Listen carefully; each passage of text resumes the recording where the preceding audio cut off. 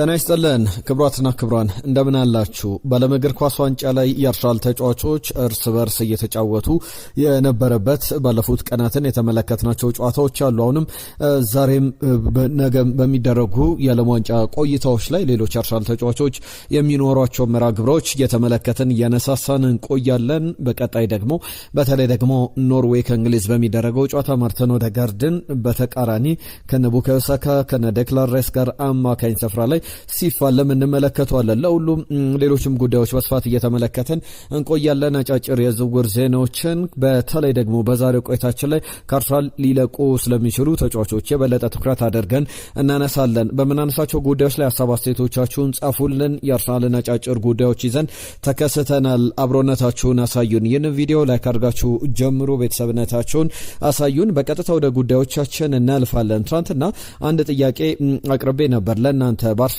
ቤት በተለይ ደግሞ በቅርብ ዓመታት ላይ የአርሰናል ተጫዋች ሆኖ በሌሎች ክለቦች በተለይ ትናንትና ያነሳነው ጉዳይ የሪያል ማድሪድ፣ የማንቸስተር ሲቲ፣ የቶትናም ተጫዋች ሆኖ እንዲሁም ደግሞ ከአርሰናል ጋር ያሳለፈ የአርሰናልም የሪያል ማድሪድም የማንቸስተር ሲቲም የቶትናም ተጫዋች የነበረ አንድ ተጫዋች ማን ነው ብለን ጥያቄ አቅርበን ነበረ። ብዙዎቻችሁ ሼህ ኢማኑኤል አዴባዮር ብላችሁ ምላሻችሁን ሰጥታችሁናል።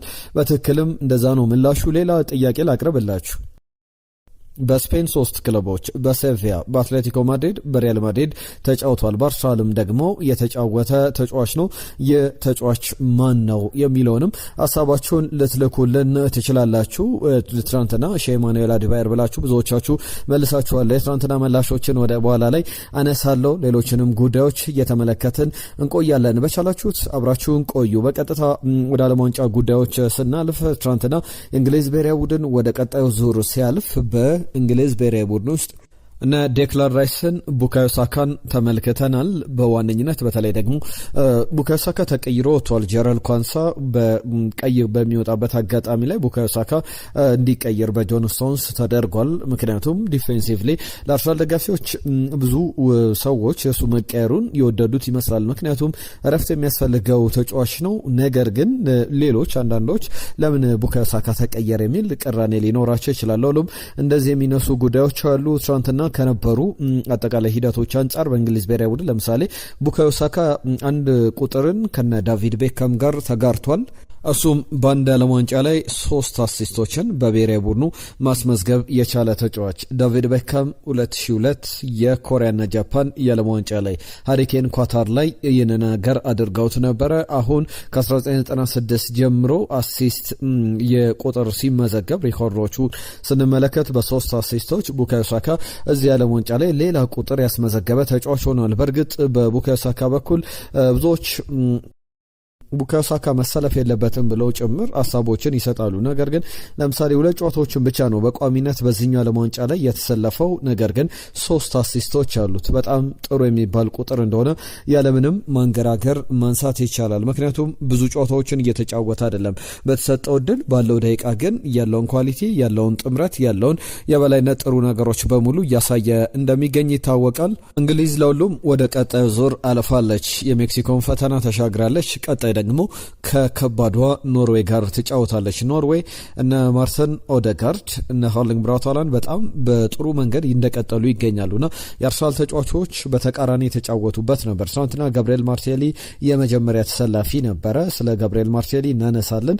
ነገር ግን ሌላኛው የጋብሪኤል ማጋሌሽ ጉዳይ ነው። ሁለቱም ከውድድሩ ውጭ ሆነዋል። ስለዚህ በቀጣይ በፕሪሲዝን ላይ ከሌሎች ተጫዋቾች ቀደም ብለው መምጣት የሚችሉበት እድል አለ። ማርቲን ኦዴጋርድ እንግዲህ ትናንትና በካርሊቶ ሙገሳ ሲቀርብለት ነበረ። ካርሊቶ ምንድነው ያሉት?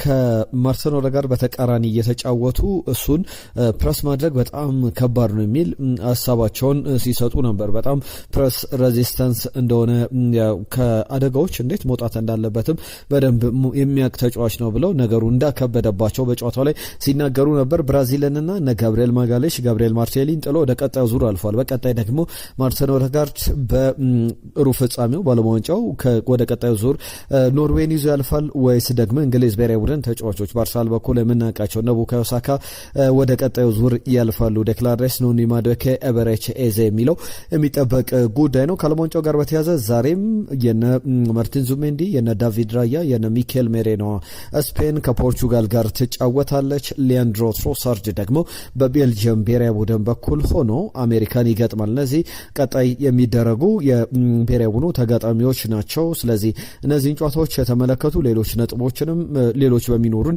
የመረጃ ሰዓታችን ላይ በስፋት እየተመለከትን እንቆያለን። ለሁሉም አብራችሁን ቆዩ። በርከት ያሉ ጉዳዮችን እያነሳን እንቀጥላለን። ዝውውሮችን የተመለከተ ጉዳዮችን ላነሳ ነው። አሁን ከዚህ ደቂቆች ጀምሮ ዝውውሮችን እናነሳለን። በእርግጥ ሌሎችንም ሀሳቦች በመሃል እያነሳን እንቆያለን። ለምሳሌ ከማርቲን ኦዴጋርድ ጋር በተያያዘ የተነሱ ሀሳቦች አሉ። ማርቲኔሊን በተመለከተ ደግሞ ግሎቦ ይዞት የወጣው ዘገባ አለና እሱን በተመለከተ ስለ ዝውውሮች ከማርቲኔሊ ጉዳይ እጀምራለሁ። ግሎቦ አንድ ዘገባ ይዞ ወጥቷል። ማርቲኔሊን በተመለከተ ምንድነው ተስፋው በቀጣይ በክለቡ ይቆያል አይቆይም የሚለውን ጉዳይ አንስቷል። ተጫዋቹ አሁን ኮንሲደር ያደረገ እንዳልሆነ ዝውውሮችን፣ ነገር ግን እንዳጠቃላይ ከጋብሪኤል ማርሴሊ ጋር በተያያዘ ብዙ አፕሮች እንዳሉ ከእንግሊዝ ውጭ ያሉ ክለቦች ተጫዋቹን ለማስፈረም ፍላጎት እያሳዩ እንዳሉ የሚያሳዩ ዘገባዎች አሉ። የብራዚል ብሔራዊ ቡድን ተጫዋች ነው።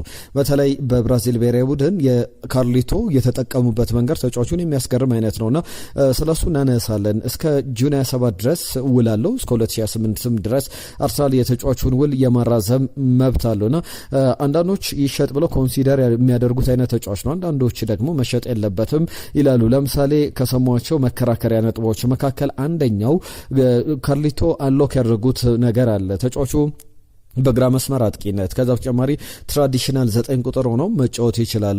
በእርግጥ ሚኬል አርቴታ 9 ቁጥር ላይ ብዙ የተጠቀምበት አሰልጣኝ አይደለም። አሁን ደግሞ አሰልጣኝ ካርሎ አንቸሎቲ የተጠቀሙበት መንገድ ተጫዋቹን የሚያስገርም ነው። የ8 ቁጥር ቦታ ላይ ነበር ሲጠቀሙት የነበሩት። በሱ ቦታ ላይ አንድ ተጫዋች አለ፣ ቪኒ ጁኒየር። ስለዚህ ወደዚህ ወደ መሃል አስገብተው በግራ 8 ቁጥር ቦታ ላይ ሲጠቀሙበት እንደነበረ ባለሙ ዋንጫው ላይ ተመልክተናል። ሌላ ቨርሳታሊቲ ለሚኬል አርቴታ ቡድን የሚሰጥ ተጫዋች ሊሆን ይችላልና ይሸጥ የሚሉ ሀሳቦች አሉ። ከዛ በተጨማሪ በተቃራኒ ተጫዋቹ መቆየት አለበት የሚሉ ድምጾችንም እንሰማለን። የእናንተን ሀሳቦች ላኩልን። ከሃምቡርግ ጋር በተያዘ ፋቪዮ ቬራን በተመለከተ አሁንም ከአርሰናል ጋር እየተደራደረ ይገኛል። አርሰናል እስከ 18 ሚሊዮን ዩሮ የተጫዋቹ መደበኛ ዋጋ ነው። በዚህ ድርድር ሂደት ደግሞ ሃምቡርግ 10 ሚሊዮን ዩሮ ለተጫዋቹ እንክፈል የሚሉ ሀሳቦች አሏቸው። አርሰናል በኩል እንግዲህ ጥሩ ውድድር ዘመን በሃምቡርግ አሳልፏል። ጅማሮ ጥሩ አልነበረም። ቀይ ካርዶች በርከት ብለው ነበረ። ከዛ በኋላ ግን ሊጉን እየለመደ የታችኛው ሊግ ላይ እንደነበሩ ይታወቃል። 18 ሚሊዮን ዩሮ አርሰናል ሃምቡርግ አርሰናል ከሚያስበው በግማሽ ቀንሶ ጥያቄ ማቅረቡ ግን አርሰናል ኮንሲደር እንዳያደርገው ትክክለኛ ነው የሚሉ ሀሳቦች አሉ። ኮንሲደር ማድረግ የለበትም። የተጫዋቹን ዝውውር ዘግየት ብሎም ቢጠናቀቅ ወደ ሌሎች ክለቦች በአማራጭነት ቢመለከታቸው ጥሩ ነው የሚሉ ሀሳቦች አሉ። ከዩሮስፖርት አንድ ዘገባ ይዞ ወጥቷል። የሊሉን ፕሬዝዳንት አናግሮ የሊሉ ፕሬዝዳንት ለታንግ ይባላሉ ያነሷቸው አስገራሚ ጉዳዮች አሉ። በተለይ አዩብ ባዴ ጉዳይ ላይ አዩብ ባዴ ስለ ፊገር ስለ ገንዘብ አላወራውም። እንደዚህ አይነት ገንዘብ መውጣት አለበት እሱን በተመለከተ ብዬ አልተናገርኩም። አሁንም እሱን አላነሳም። ነገር ግን አዩብ ባዴን ተመልከቱት። ከዛ በተጨማሪ ከሌሎች ተጫዋቾች ጋር አነጻጽሩ። ኤሊያት አንደርሰን፣ ሳንድሮ ቶናሊ ስንት ነው እየተሸጡ ያሉት? አዩብ ባዴ በአርሰናል እየተፈለገ ያለ ተጫዋች እንደሆነ ይታወቃልና እነሱ ከሳንድሮ ቶናሊም ኤሊያት አንደርሰንም ከአዩብ ባዴ በእድሜ ከፍ ያሉ ናቸው። ከዛ በተጨማሪ ሩም ፎር ኢምፕሩቭመንት የሚባል ነገር አለ። ከዚህ በኋላ መሻሻል ደረጃው ምንድን ነው? ሳንድሮ ቶናሊ ከዚህ በኋላ ምን ይጨምራል፣ ምን ይሻሻላል የሚለው በጣም ጠባብ እድል ነው ያለው። ለአዩብ ባዴ ግን ብዙ የመሻሻሊያ ወቅቶች አሉትና ያንን ደግሞ በደንብ ከግምት ማስገባት ይገባል የሚሉ ሀሳቦች አሏቸው። አርሰናል ይህንን ተጫዋች ማስፈረም አለበት። የቪዬራን አጫወት የሚመስል በተለይ ደግሞ ከአቡ ዲያቢ ጋርም የሚመሳሰሉ ነገሮች አሉት። ከቁመቱ ጋር በተያዘ አሁንም በዓለም ዋንጫ ላይ ይገኛል። በእርግጥ ከሞሮኮ ብሔራዊ ቡድን ጋር በተያዘ ለታንግ ግን የንን ጉዳይ በተለይ ፐብሊክሊ ሪፊውዝ አድርገዋል ምን ያክል ገንዘብ እንደሚጠይቁ። ነገር ግን እነዚህ የጠሯቸው ስሞች ሁለቱም ከ100 ሚሊዮን ፓውንድ በላይ የተከፈለባቸው ናቸው። የሳንድሮ ቶናሊ ዝውውር ዛሬ ነው የተጠናቀቀው በይፋ። ኤሊዮት አንደርሰንም ወደ ማንቸስተር ሲቲ 116 ሚሊዮን ፓውንድ የተከፈለበት ዝውውር ነውና እነዚህ ዝውውሮች ብዙ የሚባሉ ገንዘቦች ሊሆን ይችላሉ። ነገር ግን እንደ ለታንግ ሐሳብ ከሆነ ዩባዲ ከነዚህ ተጫዋቾች የበለጠ ዋጋ ሊያወጣ ይገባል የሚል እምነት አላቸው። በቀጣይ የአርሰናል ድርድሮች በቀጣይ የሚኖሩ መተናነቆች ሊኖሩ ይችላሉ። ከማርቲን ኦዴጋርድ ጋር በተያዘ የማርቲን ኦዴጋርድ ትናንትና የዓለም ዋንጫ ላይ ምርጥ ጊዜን አሳልፏል። አንዳንድ ዘገባዎችን እየተመለከትኩ ገኛለሁ። ከጋላታሳራይ ጋር ስሙ ሲያዝ እንደነበር ይታወቃል። አሁን እየሰማናቸው ባሉ መረጃዎች መሰረት በአርሰናል ቤት በቀጣይ ዓመት በጣም የተሻሻለው ማርቲን ኦዴጋርድ ትመለከታላችሁ የሚል እምነት አለ። በ2026/27 እና ብዙ ስፔኩሌሽኖች ሐሰተኛ መረጃዎች አሉ። የማርቲን ኦዴጋርድንም ጉዳይ ወደ ጋላታሳራይ ወደ ቱርክ ሱፐር ሊግ ሲባል የነበረውን ጉዳይ ከዚህ በፊት እኛም አንስተነው እናውቃለን። ነገር ግን በትክክል በዛ ደረጃ የሚቀመጥ ዝውውር እንዳልሆነ ማንሳት ይቻላል። ማርቲን ኦዴጋርድ በአርሰናል ቤት ነው ብዙዎች እንዲቀጥል የሚፈልጉት። በርክት አንዳንድ ሰዎች ከአርሰናል መልቀቅ አለበት፣ ጊዜው አሁን ለሌሎች ተጫዋቾች እድል የሚሰጥበት ነው የሚል ሀሳቦችን ሲያነሱ ነበር። ቀደም መግቢያ ላይ ጥያቄ አቅርቤላችሁ ነበር። በአትሌቲኮ ማድሪድ፣ በሪያል ማድሪድ፣ በሴቪያ እንዲሁም ደግሞ በአርሰናል የተጫወተ ተጫዋች ማን ነው ብዬ ትናንትና ያነሳሁት ጉዳይ ነበረ። ከሪያል ማድሪድ፣ ከማንቸስተር ሲቲ፣ ከቶትናም ከአርሰናል ተጫዋችነት ጋር በተያዘ ማን ነው እስቲ ስም ጥቀሱልን ብለን ነበረ። ሚካኤል ታሪኮ አዴባዮር በቀጠል ስሙ አድበን ብሎናል። ኤማኑኤል አዴባዮር ፈረሱ ነዋ ያለን ደግሞ ኤድመን ፈቀደ ነው። ያነሳቸው ጉዳዮች አሉ። በተለይ ደግሞ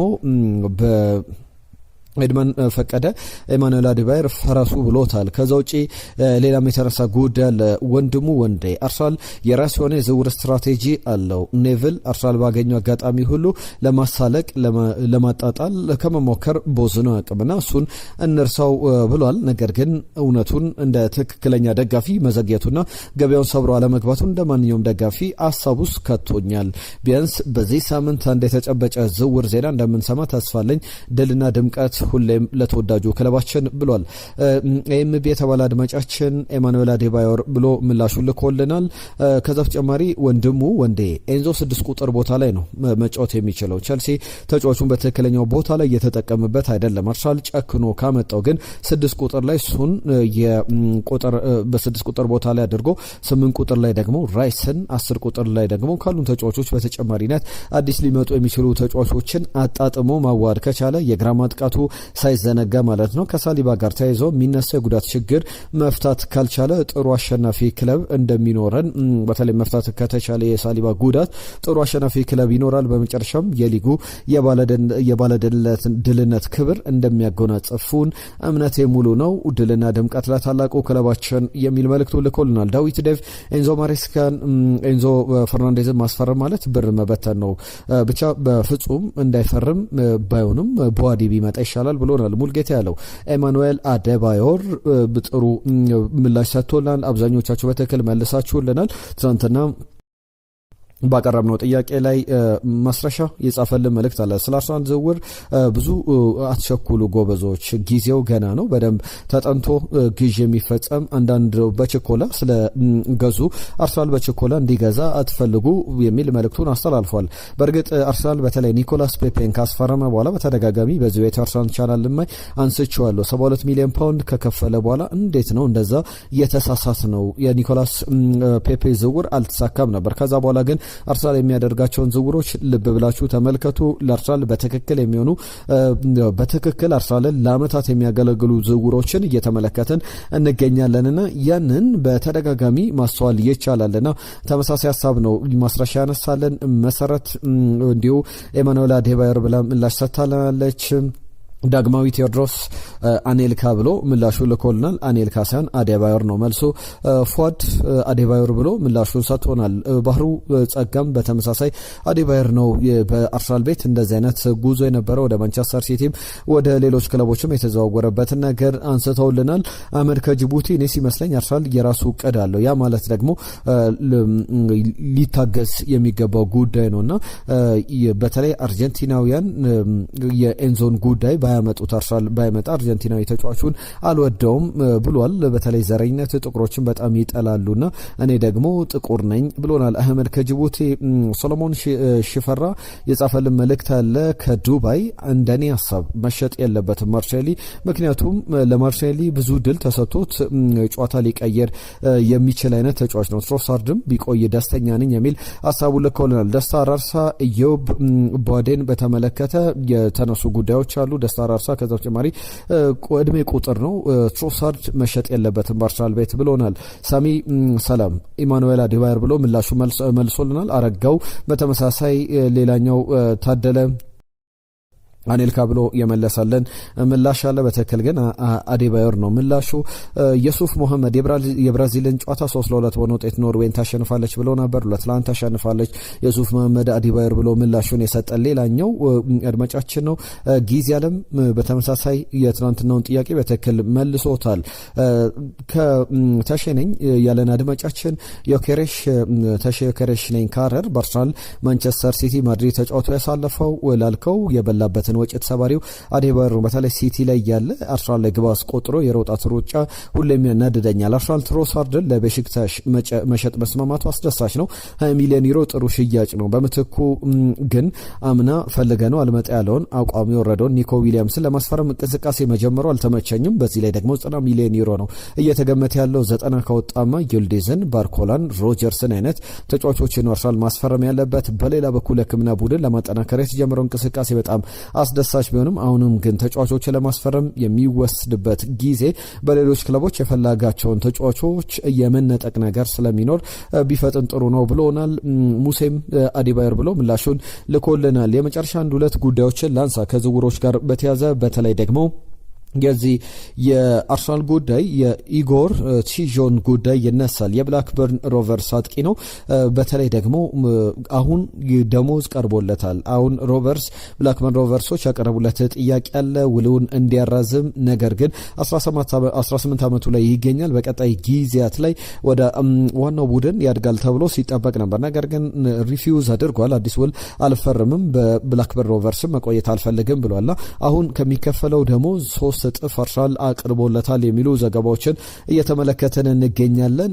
ተጫዋቹ ግን አሁን በቀረበለት ኦፈር ምክንያቱ ወደ አርሰናል ሊመጣ የሚችልበት እድል ካለ በተለይ በዚህኛው ክረምት ላይ ለዋናው ቡድን ለብላክበርን ሮቨርስ ከዚህ በኋላ የሚጫወትበት እድል ጠባብ ነው። ስለዚህ ወደ ሌሎች ቡድኖች እንቅስቃሴ ሙቭመንት ያደርግና በሌሎች ክለቦች ልንመለከተው እንችላለን የሚሉ ሀሳቦችን በስፋት እየተሰነዘሩ እንዳለ ተመልክተናል። ሌላኛው ጉዳይ የክርስቲያን ኮፋን ጉዳይ ነው። የተጫዋች በባየር ሌቨርኩሰን የሚገርም ጊዜን እያሳለፈ ይገኛል። አንዳንዶች ካሜሮናዊ ተጫዋች ነው ከካሜሮናዊ አጥቂ ሳሙኤል ኤቶ ጋር ያነጻጽሩትና ከሳሙኤል ኤቶ የበለጠ ኳሊቲዎች ያሉት አጥቂ ነው ብለው ያስባሉ። ኒውካስል ዩናይትድ ለተጫዋቹ ጠንከር ያለ ጥያቄ አቅርቧል። ትናንትና በተለይ ከሰሞኑ የሰማናቸው ዝውውሮች መካከል በዘሙነ ቱሬን ለማስፈረም ከኦፋኔም በ43 ሚሊዮን ፓውንድ መስማማቱ ይታወቃል። ኒውካስል ዩናይትድ አሁን ደግሞ ኮፋንን ለማስፈረም ይህንን ተጫዋች ክርስቲያን ኮፋንን ለማስፈረም እንቅስቃሴ ላይ ይገኛል። አርሰናልም ግን በዚህ ተጫዋች ላይ ድርድር ያደርጋል ተብሎ ይጠበቃል። በአርሰናል በኩል ለ19 ዓመቱ ወጣት ተጫዋች በተለይ የኒውካስል ዩናይትድ የሚያቀርበውን አይነት ገንዘብ ላያቀርብ ይችላል። ነገር ግን ኒውካስል አሁን የሸጣቸው ተጫዋቾች አሉ፣ አማራጮች አሉት በገበያው ላይ ብሩኖ ጉማሬዝ ሊሸጥ ይችላል ወደ አርሰናል። ከዛ ውጪ በዚህ በዴክላን ራይስ አጣማሪነት ቦታ የምናውቃቸው ሌሎች ዝውውሮችም ይጠበቃሉ፣ በተለይ ብሩኖ ጉማሬዝ ዝውውር። ከዛ ውጪ በዋነኝነት በአርሰናል ቤት ሊነሳ የሚችለው ጉዳይ የአጥቂ ስፍራ ላይ የቪክቶር ዮኬሬሽ አጣማሪ ወይም የሱ ተፎካካሪ በረጅም ጊዜ ማን ሊሆን ይችላል የሚለው በጣም የሚጠበቅ ጉዳይ ነው። እነዚህ በዋነኝነት አርሰናልን በተመለከቱ ዛሬ የሰማናቸው ጉዳዮች ናቸው። አብራችሁን ስለነበራችሁ ጊዜያችሁን ስለሰጣችሁን ሀሳብ አስተያየቶቻችሁንም ስለጻፋችሁልን ከልብ እናመሰግናለን። ነገ አዳዲስ የአርሰናልን ጉዳዮች ይዘን እንመለሳለን። ጤና ይስጥልን።